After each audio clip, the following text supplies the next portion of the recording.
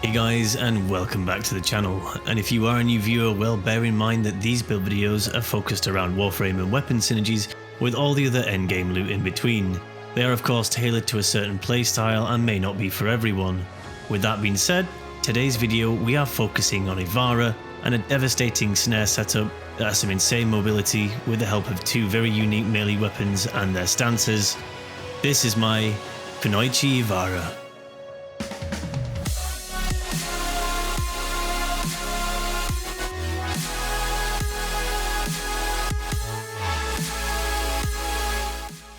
So here we are in a solo survival, 266 minutes in, and these are level 5000 enemies, and they are getting destroyed.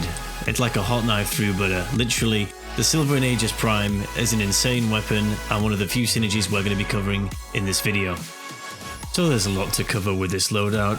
I'm going to first discuss both the melee options with some examples, then dive into the rest of the build. Let's get started with the twin Krohkurs, which have less overall DPS in high endurance runs, plus like level 1000s, but it has a higher mobility and riven disposition. So let's try the twin Krohkur out in the simulacrum against some level 165 corrupted heavy gunners. Quick showcase that these are the mods that I'm using are the same in the build. Let's spawn the enemies in. I'm just going to use the twin Krohkurs and prowl, nothing else, no armor stripping or viral procs or anything like that. You see the carving mantis stance, it has a knockdown that opens up enemies for ground finishes, which is really insane. The burst you can do with these is great, and the maneuverability is awesome. As you can see here, little speed test. This in a mission is insane for Ivara, as she's a pretty slow frame overall. So for the twin Krohkur build without a riven, we're using carving mantis in the stance mode. This is for that insane maneuverability and those ground finisher attacks. We have Condition Overload for core damage. It'll ramp up also with the status procs. We have Prime Smite and then insert your faction depending on what you're fighting. Corrupted is what I've chosen this time, obviously, for fighting Corrupted. Prime Fever Strike and a Volcanic Edge to gain our gas procs. And we have Berserker for our attack speed. Organ Shatter to increase our damage as the crit multiplier is pretty low. Weeping Wounds for our 100% status, and Blood Rush to gain an additional crit chance on combo counter also. Like I said though, there is a 5 disposition on the twin Krohkurs, which means you can get some insane range. If you want to maximize this with, like, say, primed reach, you can have up to, well, maybe even over 10 meter range, which is just incredible. And now for the Silvas Aegis Prime. This weapon has no IPS, it's a base of heat, so there's nothing to interrupt those gas procs should you build it for gas. And oh my god, it just ramps up damage if you can strip armor. It is insane. But without stripping armor, let's do a base test now just quickly so you can see comparison to the twin Krohkur before we then go on to the other synergies of this build and show you it all working in action. On a side note, the 11th Storm stance now for Sword and Shield is insanely good. I love it. I've completely fallen out of love with the Final Harbinger stance since the melee rework, and it's nice to see that there is still an incredible stance for Sword and Board. The forward block combo is really good for gap closing with Ivara as well, which I thought was really nice.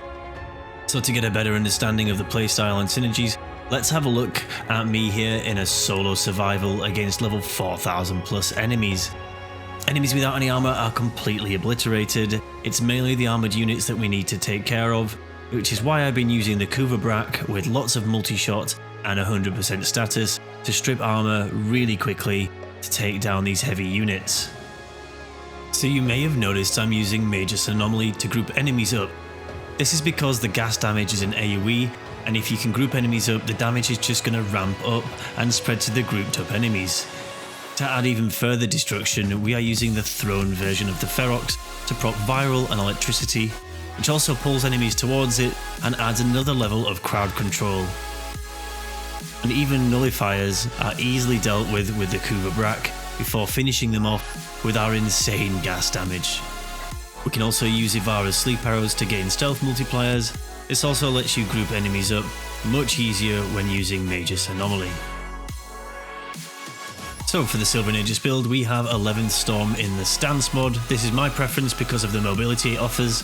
We have Condition Overload for our core damage, ramps up with a status, Organ Shatter for critical damage to boost it up even higher, Prime Fever Strike and the Prime Smite to bolster our gas damage up, We have Blood Rush and Weeping Wounds for critical chance and status, and we have Quickening and Berserker for lots of attack speed.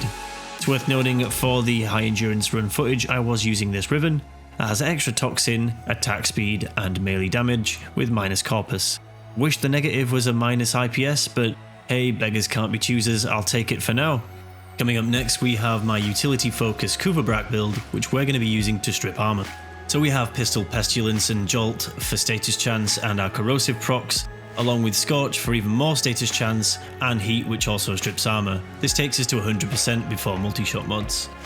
We have Eject Magazine so that we don't really have to reload because we're going to be using melee and switching back and forth, which is great. Suppress is so that we don't get pulled out of Prowl while using this weapon. Prime Pistol Gambit for an additional crit chance. You can probably change this out if you like, I just kept it there for no apparent reason really. We have Seeker for punch through to hit multiple targets in a clumped up area. We have Lethal Torrent and Barrel Diffusion for as much multi-shot as we can without a Riven. Speaking of which, let me show you what I was using for the endurance footage. That adds additional electricity, more multi-shot and punch through, which allows me to take Seeker off and swap things around a little bit. And now for an isolated test. This is without a Riven and it takes about 4 to 5 shots to strip the armor completely, but it does go through other enemies thanks to our punch through. And now for the Riven test. As you can see, it takes 2 shots to strip this guy's armor, but we didn't quite get that last guy there, so let's fire 3 here and see if we get all of them, which we do. Awesome. And just bear in mind, obviously it depends on your role and how much multi-shot you have, and of course I have punch through on mine as well, which is useful, so happy rolling.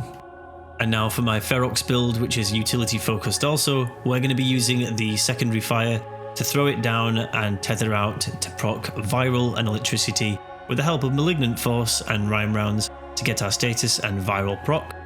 We have Firestorm for the length and AoE of the tethers. We have Split Chamber for more multi-shot. I'm still a bit unsure whether or not this works or not, but still I put it in. We have Twitch for holster speed to make things a little quicker. We have Vigilante Fervor, Speed Trigger and Vile Acceleration for fire rate, which is important to tick the dots quicker. And we have Continuous Misery for status duration.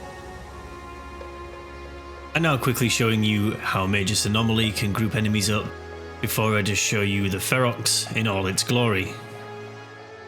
On a side note, by the way, I didn't use Prime Shred on the build because I was testing and sometimes the staff when thrown would just go straight up through walls, which was highly irritating and sort of stopped the flow of the battle. As you can see here though, we have procced viral and electricity and all these enemies just from the Ferox there, and it's tethered them all up for a nice bit of damage, all collected there in one spot. And now for the Ivara build itself, which surprisingly doesn't use any other augments.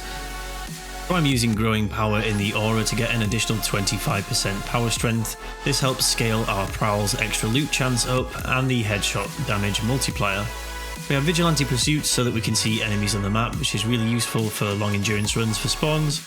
Humble Intensify to also increase the Prowl to get that 84% base extra loot chance. Now we have Overextended and Stretch to gain more range for our quiver arrows, such as the Sleep and the Cloak. We have Prime Flow for Energy Pool and a rank 9 Fleeting Expertise and a Streamline for our power efficiency to be able to keep him Prowl longer. Rolling Guard is there to numerous reasons really, for invincibility in short doses and also to remove the damage of time effects from say the Venomous Ancients, which is really useful. Primed Continuity for additional duration for our Cloak Arrows and Sleep too. Worth noting that I'm using Arcane Energize in this so that I can gain energy while in Prowl, which I think is really necessary for the build, and Arcane Strike so that we can obviously attack quicker with our melee weapons. That's about it for the build discussion. I'm going to leave some gameplay footage of the solo endurance run and then end with the fashion guide, as I know many of you will ask for it, so don't worry, I have you covered. I also want to say a big thank you to Kyla, who has been a huge inspiration for this build and has offered both support and advice throughout the process of producing this video. Shout out to the Crescent Moon clan, Zero, Loretta, Ashisogi Tenno, Nightmare Frame and Tactical Potato for all your support. Join the Relentless Discord if you want a more interactive discussion, I'd love to hear what you're working on, or swing by my newly formed Twitch channel. I'll leave a link down in the description below. That's all from me now, guys. Enjoy the rest of the video. Ciao for now.